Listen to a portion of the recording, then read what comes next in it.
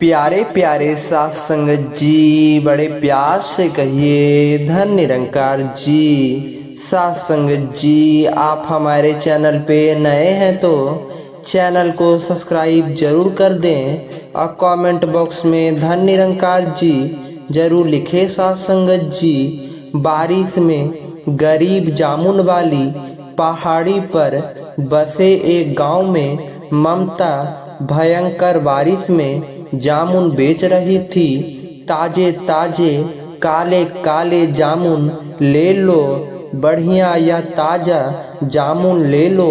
तभी कुछ लोग उसके पास आए। अरे बिटिया, जरा 2 किलो जामुन दे दो। सुना है जो भी तुम्हारे जामुन खा लेता है उसे कोई बीमारी नहीं होती और पुरानी बीमारी भी ठीक हो जाती है।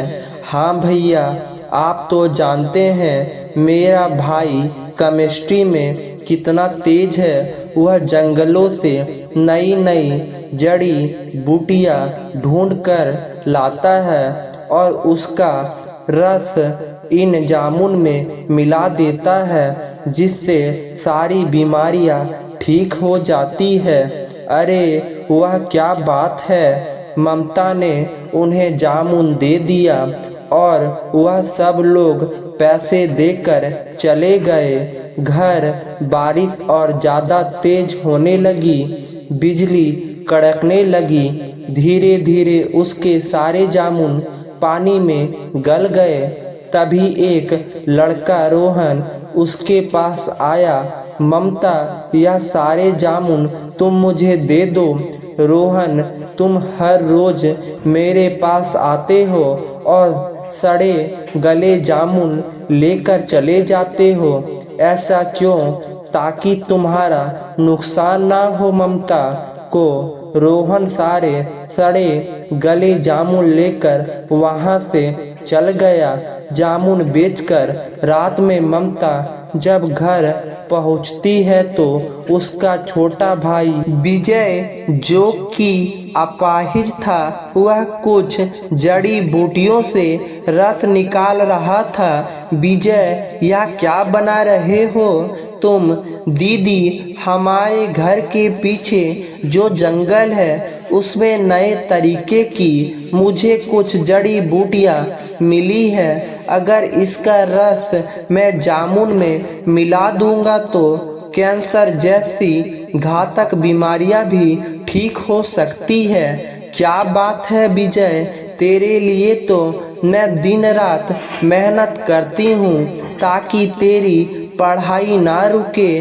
खैर, ममता ने खाना बनाया और दोनों भाई बहन खा पी कर सो गए तो ममता ऐसे ही जामुन बेचकर अपने अपाहिज भाई को पढ़ा रही थी और अपनी जिंदगी काट रही थी। फिर एक रोज रोहन, आज मैं जानना चाहता हूँ तुम हर रोज इतने सारे सड़े गले जामुन क्या लेकर जाते हो? तुम तो अनाथ हो, तुम्हारा कोई परिवार भी नहीं है। ममता, तुम इतना जोर दे रही हो तो बता ही देता हूँ, मैं तुम्हें बहुत पसंद करता हूँ, इसलिए मैं तुम्हारा नुकसान होते देख नहीं सकता। भयंकर बारिश हो रही थी। उन दोनों की बातें दूर से उस गांव के ठाकुर साहब का लड़का विक्रम सुन रहा था। अच्छा, मैं अभी तक कुमार बैठा हूँ और यह पर प्रेम लीला रचाई जा रही है। इस लड़की का जामुन बेचना यहाँ से बंद करना होगा। अगले दिन विक्रम अपने पिता और अपने बहुत सारे आदमियों के साथ ममता के ठेले के पास पहुँच गया। बारिश बहुत तेज हो रही थी। तभी विक्रम गुस्से में बोला, ए लड़की, आज के बाद यहाँ ठेला लगाना बंद करो, जाओ कहीं दूसरी जगह में अनाथ लड़की हूँ, यह गांव छोड़कर कहाँ जाऊंगी। देख लड़की, मेरे बेटे ने जितना बोला है उतना कर। तभी वह बारिश में भीगते हुए गांव वाले भी पूछ गए, देखिए ठाकुर साहब, हम सब आपकी बहुत इज्जत करते हैं, इसलिए हम आपसे प्रार्थना करते हैं कि इस लड़की को यहाँ से मत निकालिए। हाँ ठाकुर साहब, अगर आपने इस लड़की को इस गांव से निकाला तो हम सब आपको वोट नहीं देंगे। अगली बार ठाकुर उस गांव का सरपंच था। गांव वालों के दबाव में आकर उसे अपने बेटे के खिलाफ जाना पड़ा। ठीक है ममता, हम तुम्हें इस गांव से नहीं निकालेंगे। चल विक्रम, फालतू की बातें किया करता है। लायक ठाकुर साहब वहां से चले गए। गांव वालों, आपका बहुत बहुत धन्यवाद। अगर ठाकुर साहब मुझे इस गांव से निकाल देते तो मैं और मेरा भाई भीख मांग देते। चिंता मत करो बेटी, हमारे होते हुए तुम्हारी जामुन की दुकान कोई नहीं हटा सकता। तो ऐसे ही दिन बीत रहे थे। फिर एक रोज उस गांव में एक अनाउंसमेंट हुआ। ममता, ठाकुर साहब, उसका बेटा विक्रम और बाकी गांव वाले भी वहां मौजूद थे। भयंकर बारिश हो रही थी। गांव वालों, जैसे कि आप लोग जानते हैं कि हमारे गांव में हर साल एक ऐसा मेला लगता है जिसमें जिस भी स्टॉल पर सबसे ज़्यादा बिक्री होती है उसकी तरक्की के लिए उसे शहर भेजा जाता है। एक हफ्ते बाद वही मेला फिर से लगने वाला है। मेले की बात सुनकर सारे लोग खुश हो गए। रात में ममता के भाई ने उसके कहा, दीदी, मुझे पक्का यकीन है कि इस बार मेले में सबसे ज़्यादा लोग आपके जामुन खरीदेंगे। विजय, अगर ऐसा हो गया तो हमारी जिंदगी सवर जाएगी। वही दूसरी तरफ ठाकुर के बेटे विक्रम ने कहा, पिताजी, ममता के जामुन पूरे गांव को पसंद है, लगता है वही जीतेगी। इस बार तू चिंता मत कर बेटा, मैं तेरे लिए बहुत सारे बड़े बड़े महंगे महंगे फलों के स्टॉल लगवा दूंगा। इसके अलावा एक दूसरा रास्ता भी बताता हूँ तुझे, अपने कान इधर ला। ठाकुर साहब ने विक्रम के कान में कुछ कहा। मेला लगने के ठीक एक दिन पहले विक्रम ने गांव के कुछ लड़कों को बुलाया और कहा, यह लो पैसे, जितना कहा उतना कर देना।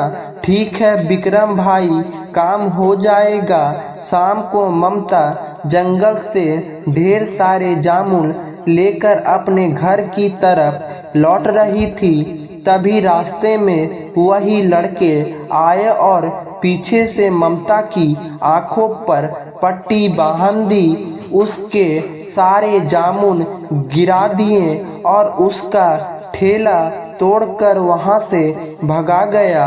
ममता ने किसी तरह अपनी आंख से पट्टी हटाई।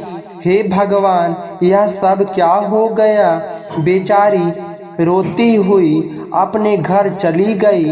वह इस बारे में अपने भाई से बात कर रही थी कि तभी वहां पर वही लड़के आ गए। ममता, अभी थोड़ी देर पहले हमने देखा था कि कुछ लोग ने तुम्हारा ठेला तोड़ दिया। इन सब के पीछे रोहन है जो तुमसे प्यार करने का नाटक करता है, लेकिन अंदर ही अंदर तुमसे जलता रहता है। क्योंकि तुम भी आनंद हो, वह भी आनंद है, पर वह कुछ नहीं कर पा रहा है।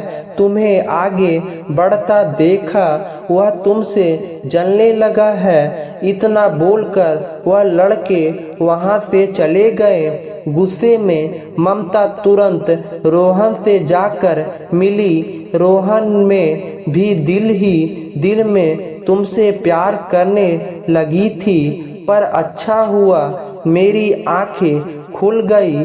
तुम मुझसे प्यार करने का नाटक करते थे, मुझसे जलते भी थे। तुमने मेरा ठेला पलटवा दिया, मेरे सारे जामुन बर्बाद कर दिए।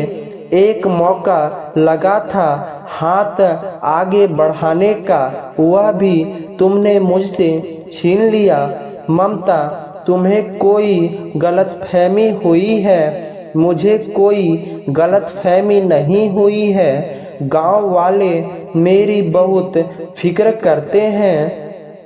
उन्होंने तुम्हें यह सब करते हुए देखा है। इतना बोलकर गुस्से में ममता अपने घर चली गई। लेकिन इधर रात भर अकेले रोहन ने जंगलों से जामुन इकट्ठा किए। कहीं से किराए पर ठेले का भी इंतजाम किया और सब कुछ लेकर वह ममता के घर पहुंच गया। ममता में कसम खाकर बोलता हूँ कि वह सब मैंने नहीं किया था। मैंने तुम्हारे लिए ठेला और जामुन का इंतजाम कर दिया। कल तुम्हारा स्टॉल जरूर लगेगा और तुम ही जीतोगी। इतना बोलकर रोहन वहां से चल गया।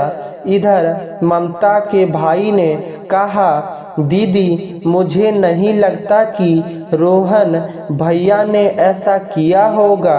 आप बेवजह उन पर शक कर रही हो। खैर, मैंने कुछ जड़ी बूटियां का रस निकाला है, मैं इन सभी जामुनों में डाल देता हूँ ताकि कल आप ही जीतो। अगले दिन मेले में ठाकुर साहब के लड़के बहुत सारे स्टॉल लगाए हुए थे। वहीं पर ममता ने भी अपना जामुन का ठेला लगा लिया। विक्रम यह देखकर तंग रह गया कि यह क्या हो गया। इसका ठेला और जामुन तो मैंने बर्बाद कर दिया था, इसने स्टॉल कैसे लगा लिया। लेकिन जैसे ही गांव वालों की नज़र ममता के ठेले पर गई, सारे लोग जामुन खरीदने चले गए। क्या बात है बिटिया, तुम्हें तुम्हारा ही इंतजार था। चलो जल्दी जल्दी हम सबको जामुन खिला दो। बिल्कुल काका। तो इस तरह धीरे धीरे सारे गांव वाले ममता से जामुन खरीद कर खाने लगे। विजय की जड़ी बूटी की वजह से अब जामुन खाने के बाद किसी का भी कुछ खाने का मन ही नहीं हो रहा था। इसलिए किसी स्टॉल भीड़ नहीं थी, सिर्फ ममता के स्टॉल पर ही भीड़ थी। और इस तरह अंत में ममता ही जीत गई। भयंकर ठेले में एक बहुत बड़े गंदे नाले के बिल्कुल किनारे तब्बू बनाकर मुकेश का पूरा परिवार रहता था। उसके परिवार में उसकी बीबी ममता, उसके 2 बच्चे बिक्की और चुटकी, इसके अलावा उसकी बूढ़ी माँ भी उसी तंबू में रहती थी। एक शाम मुकेश कुछ सब्जियां लेकर घर पहुंचा। मम्मी, दादी, माँ, देखो पापा सब्जी लेकर आए हैं, आज हम भी खाना खाएंगे। अभी तो आपकी नौकरी लगी 1 महीना भी नहीं बीता, सब्जियां लेकर कैसे आ गए। अब ममता, वह सब छोड़ो, तुम जल्दी से खाना बनाने की तैयारी करो। तुम लोगों ने 2 दिन से खाना नहीं खाया। तंबू के बाहरी नाले से सड़ा हुआ उन लोगों ने मिट्टी का चूल्हा बना रखा था जिस पर ममता खाना बनाने लगी।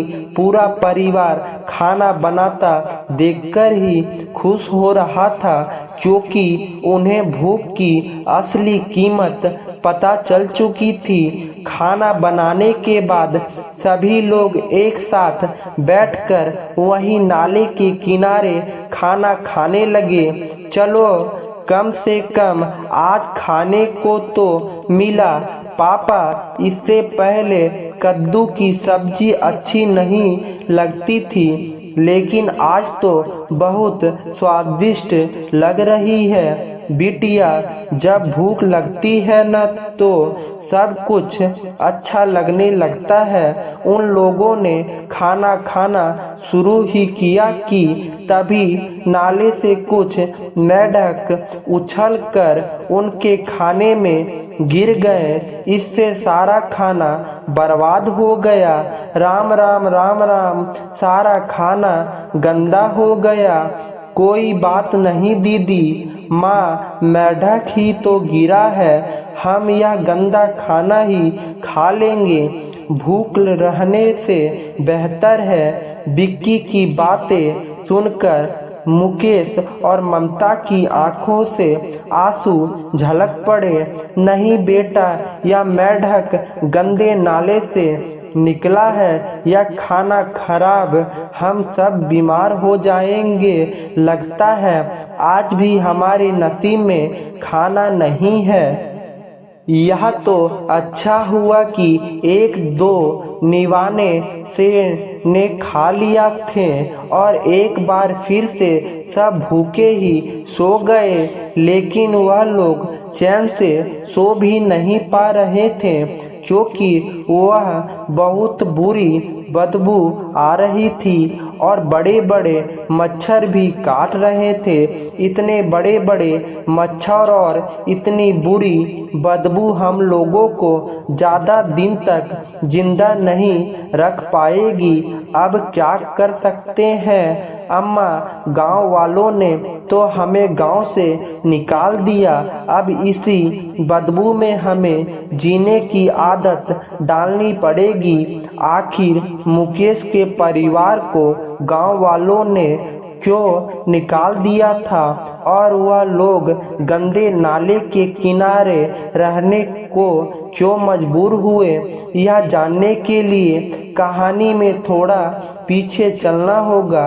मुकेश का गरीब परिवार रामू का गांव में रहता था जहां पर उसी उच्च जाति के लोग रहते थे।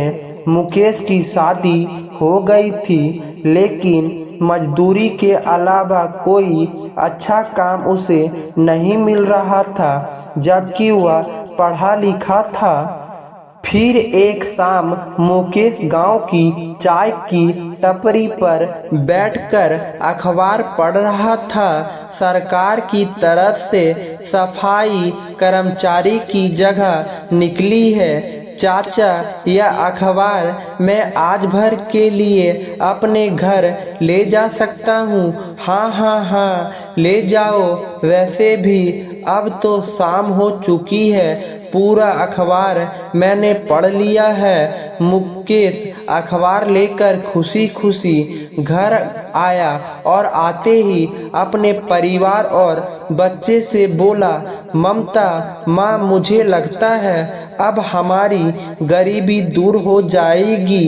क्यों बेटा, ऐसा कौन सा चमत्कार होने वाला है? कोई लॉटरी लगने वाली है क्या? यह कोई जुआ खेलने वाला है? अरे नहीं माँ, यह सब गलत काम मैं क्यों करूँगा? यह देखिए, अखबार में सफाई कर्मचारी की सरकारी जगह निकली है। मैं तो पढ़ा लिखा हूँ, क्यों ना मैं भी इस नौकरी के लिए आवेदन कर दूँ? वह तो ठीक है बेटा, लेकिन अगर गांव वालों को पता चल गया कि तू सरकारी नौकरी के नाम पर गंदे नाले साफ करता है तो कोई हमारे घर की तरफ झांकेगा भी नहीं।